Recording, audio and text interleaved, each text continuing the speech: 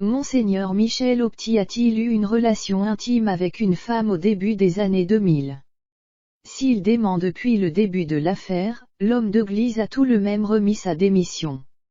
Et le pape François vient de l'accepter.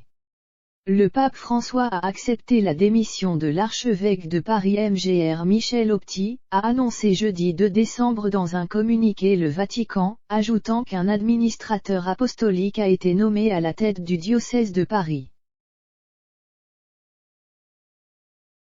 Le Saint-Père a accepté la démission, présentée par Mgr Michel Opti et parallèlement a nommé Mgr Georges Pontier administrateur apostolique de l'archidiocèse de Paris, précise l'AFP fin novembre. Mgr Opti avait remis au pape sa démission après avoir été accusé, dans la presse, d'avoir entretenu une relation intime avec une femme, ce qu'il a catégoriquement démenti.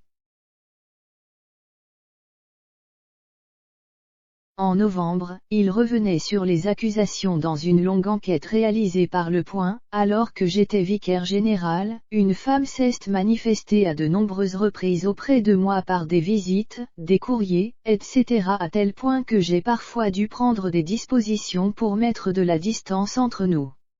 Je reconnais cependant que mon comportement vis-à-vis d'elle a pu être ambigu, laissant ainsi sous-entendre l'existence entre nous d'une relation intime et de rapports sexuels, ce que je réfute avec force.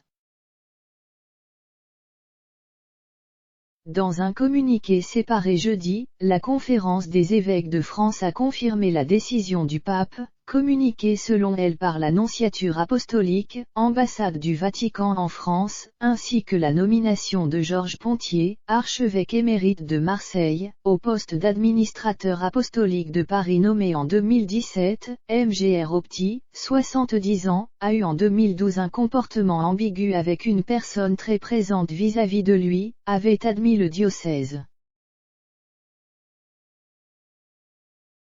Il ne s'agissait pas d'une relation amoureuse ni d'une relation sexuelle, avait assuré à l'AFP le diocèse, ajoutant que l'archevêque Seine était ouvert à sa hiérarchie à l'époque. D'après Le Point, en 2012, Mgr Opti aurait envoyé par mégarde un email à sa secrétaire qu'il destinait en réalité à cette fameuse femme avec qui on l'accuse d'avoir eu des relations interdites par l'Église catholique.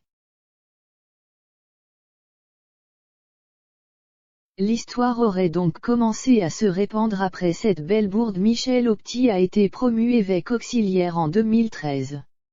Un an seulement après, il hérite d'un diocèse de plein droit, celui de Nanterre. 3 ans et demi plus tard, en 2017, celui qui se rêvait curé de campagne est hissé à la tête du plus urbain des diocèses. L'archevêque est également connu pour ses positions strictes sur la famille et la bioéthique. Il a notamment soutenu régulièrement les marches pour la vie hostile à l'interruption volontaire de grossesse en 2012, lors des débats sur le mariage pour tous. Il avait déjà fait parler de lui pour ses propos homophobes et archaïques. Il avait en effet déclaré dans une interview accordée à Paris Notre-Dame, « Il ne convient pas, qu'au nom d'un individualisme exacerbé, on crée une loi pour chaque catégorie de personnes. Sinon, pourquoi pas la polygamie? L'inceste.